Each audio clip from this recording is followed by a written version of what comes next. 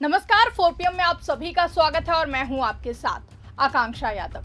दोस्तों, कहते हैं कि राजनीति में सत्ता का लालच सबसे बड़ा होता है, लेकिन जब कोई नेता जनता के वोट से जीतकर उसी पार्टी की पीठ में छुरा घोंप दे जिसने उसे पहचान, टिकट और संसद तक पहुंचाया हो, तब सवाल सिर्फ राजनीति का नहीं बल्कि जनता के भरोसे का भी होता है। आज देश की राजनीति में ठीक ऐसा ही एक बड़ा सियासी तूफान खड़ा हो चुका है, जहां टीएमसी और शिवसेना यूबीटी के कई सांसदों ने अपनी अपनी पार्टियों से बगावत कर दी है। जिन नेताओं को जनता ने पार्टी के चुनाव चिन्ह पर वोट देकर संसद भेजा था, वही अब दूसरी राजनीतिक राह पकड़ चुके हैं। अब इन बागी सांसदों पर सबसे बड़ा खतरा मंडरा रहा है। सवाल उठ रहा है कि क्या दल बदल विरोधी कानून के तहत इनकी संसद की सदस्यता खत्म हो जाएगी? क्या लोकसभा अध्यक्ष ओम बिरला इन सांसदों को अयोग्य घोषित कर सकते हैं? और क्या इन नेताओं को अपनी राजनीतिक गद्दारी की कीमत चुकानी पड़ेगी? तो इन सभी सवालों के जवाब अब जल्द ही सामने आ सकते हैं, क्योंकि सूत्रों के अनुसार लोकसभा अध्यक्ष ओम बिरला मॉनसून सत्र शुरू होने से पहले इस पूरे मामले पर बड़ा फैसला सुना सकते हैं। यही वजह है कि टीएमसी और शिवसेना यूबीटी दोनों के बागी सांसदों में बेचैनी बढ़ती हुई दिखाई दे रही है। दरअसल साल 2024 के लोकसभा चुनाव में ममता बनर्जी की तृणमूल कांग्रेस ने शानदार प्रदर्शन किया था। पार्टी ने 29 सीटें जीती थी। हालांकि बाद में एक सांसद के निधन के कारण एक सीट खाली हो गई, लेकिन इसके बाद जो हुआ उसने बंगाल की राजनीति को हिलाकर रख दिया। टीएमसी के 20 सांसद, जी हां, 20 सांसद अचानक पार्टी के खिलाफ खड़े हो गए। इन सांसदों ने न केवल पार्टी नेतृत्व के खिलाफ बगावत की, बल्कि हावड़ा स्थित एक पंजीकृत लेकिन गैर मान्यता प्राप्त राजनीतिक दल nationalist citizens party of India यानी कि एनसीपीआई में शामिल होने का दावा भी कर दिया। यही नहीं, इन सांसदों ने लोकसभा में अलग बैठने की मांग भी कर दी है। साथ ही उन्होंने संकेत दिए हैं कि वो प्रधानमंत्री नरेंद्र मोदी की सरकार का समर्थन करने को तैयार हैं और एनडीए का हिस्सा बनना चाहते हैं। यानी जिन सांसदों को जनता ने ममता बनर्जी और टीएमसी के नाम पर वोट दिया था, वो अब उसी पार्टी को छोड़कर एनडीए को समर्थन देने की तैयारी कर रहे हैं। टीएमसी इसे सीधे सीधे गद्दारी मान रही है। टीएमसी के राष्ट्रीय महासचिव अभिषेक बनर्जी ने इस मामले को बेहद ही गंभीरता से लिया है। उन्होंने लोकसभा अध्यक्ष ओम बिरला से मुलाकात कर सभी 20 बागी सांसदों के खिलाफ अलग अलग याचिकाएं दाखिल कर दी हैं। अभिषेक बनर्जी का कहना है कि इन सांसदों ने जनता के जनादेश के साथ धोखा किया है। अगर ये नेता टीएमसी छोड़ना चाहते थे तो पहले सांसद पद से इस्तीफा देते और फिर जनता के बीच जाकर नया जनादेश मांगते। टीएमसी का तर्क है कि सांसदों का कोई भी समूह अपनी मर्जी से किसी दूसरी पार्टी में शामिल नहीं हो सकता है। ऐसा करना दल बदल विरोधी कानून का सीधा उल्लंघन है। यही कारण है कि पार्टी अब इन 20 सांसदों की सदस्यता रद्द कराने की मांग पर पूरी तरीके से अड़ी हुई है। पश्चिम बंगाल की तरह महाराष्ट्र में भी सियासी भूचाल आया हुआ है। लोकसभा चुनाव में उद्धव ठाकरे के शिवसेना यूबीटी के सिंबल पर 9 सांसद जीतकर संसद पहुंचे थे, लेकिन अब उनमें से 6 सांसदों ने उद्धव ठाकरे का साथ छोड़कर मुख्यमंत्री एकनाथ शिंदे की अगुवाई वाली शिवसेना का दामन थाम लिया है।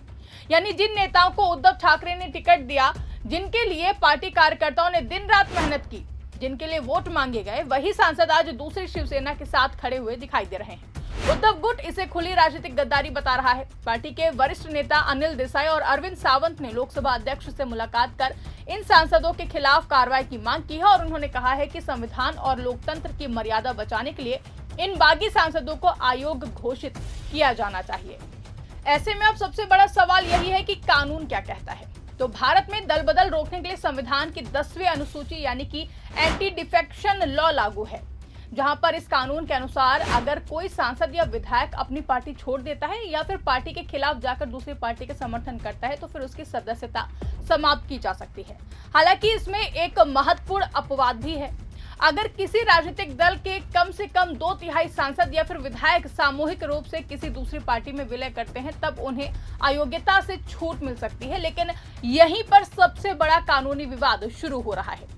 टीएमसी और उद्धव गुट का कहना है कि 2/3 सांसदों का आंकड़ा पूरा होना ही पर्याप्त नहीं है। उनका कहना है कि कानून में राजनीतिक पार्टी के विलय की बात कही गई है, केवल संसदीय दल के विलय की नहीं। यानी अगर पूरी राजनीतिक पार्टी का किसी दूसरी पार्टी में आधिकारिक तौर पर विलय नहीं होता है तो फिर सिर्फ सांसदों का समूह अपनी सदस्यता नहीं बचा सकता है। अभिषेक बनर्जी और अनिल देसाई दोनों ही यही दलील दे रहे हैं। उनका कहना है कि सांसदों का समूह खुद को पार्टी नहीं मान सकता। पार्टी का संगठन, कार्यकर्ता, राज्य इकाइयां और केंद्रीय नेतृत्व भी महत्वपूर्ण होते हैं। अगर केवल सांसदों की संख्या के आधार पर विलय मान लिया जाए तो फिर कोई भी सांसदों का बड़ा समूह पार्टी हाईकमान को बंधक बना सकता है। यही वजह है कि लोकसभा अध्यक्ष ओम बिरला बेहद ही सावधानी से आगे बढ़ रहे हैं। सूत्रों के अनुसार संसद के संवैधानिक और कानूनी विशेषज्ञ इस पूरे मामले की गहराई से जांच कर रहे हैं। पुराने फैसलों का अध्ययन किया जा रहा है। सुप्रीम कोर्ट और विभिन्न हाई कोर्टों के उन फैसलों को भी देखा जा रहा है जिनमें दल बदल कानून की व्याख्या की गई थी। स्पीकर ऐसा फैसला देना चाहते हैं जो कानूनी रूप से पूरी तरह मजबूत हो और अदालत में टिक सके, क्योंकि जो भी फैसला होगा उसका असर सिर्फ टीएमसी और शिवसेना तक सीमित नहीं रहेगा बल्कि भविष्य की राजनीति पर भी पड़ेगा। वहीं बागी सांसदों का दावा है कि उनके पास आवश्यक संख्या बल मौजूद है। वो ये तर्क दे सकते हैं कि 2/3 सांसदों का समर्थन उन्हें प्राप्त है और इसलिए वो कानून के तहत संरक्षण पाने के हकदार हैं। टीएमसी के मामले में 20 सांसदों की संख्या के लिहाज से काफी बड़ा माना जा रहा है। वहीं शिवसेना यूबीटी के 9 में से 6 सांसद भी 2/3 के आंकड़े के आसपास पहुंचते हुए देखे जा रहे हैं।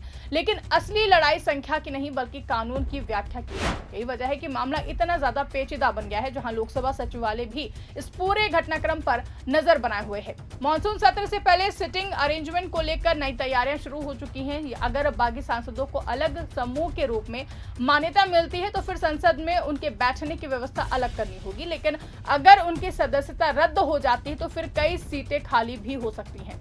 इसलिए सचिवालय किसी भी संभावित स्थिति के लिए तैयारी अभी से ही शुरू कर रहा है। इसी बीच एक और राजनीतिक घटनाक्रम ने संसद की राजनीति को और भी ज्यादा रोचक बना दिया है। डीएमके ने कांग्रेस से अलग बैठने की मांग रख दी है। डीएमके और कांग्रेस के रिश्तों में आए बदलाव के कारण संसद में विपक्षी खेमे का समीकरण भी बदलता हुआ दिखाई दे रहा है। यानी आगामी मॉनसून सत्र केवल कानून निर्माण का मंच नहीं बल्कि बड़े राजनीतिक शक्ति प्रदर्शन का अखाड़ा भी बनने जा रहा है। लोकसभा अध्यक्ष ओम बिरला का फैसला अब केवल कुछ सांसदों का भविष्य तय नहीं करेगा बल्कि ये फैसला ये भी तय करेगा कि भारत में दल बदल विरोधी कानून की वास्तविक सीमा क्या है। क्या सांसद जनता के वोट लेकर बीच रास्ते में पार्टी बदल सकते हैं? क्या 2/3 सांसदों का समूह खुद को पार्टी से ऊपर मान सकता है? क्या राजनीतिक दलों की वैचारिक पहचान को सिर्फ संख्या बल के आधार पर खत्म किया जा सकता है? इन सभी सवालों के जवाब इसी फैसले में छिपे हैं। फिलहाल टीएमसी के 20 और शिवसेना यूबीटी के 6 बागी सांसदों की राजनीतिक किस्मत अधर में लटकी हुई दिखाई दे रही है।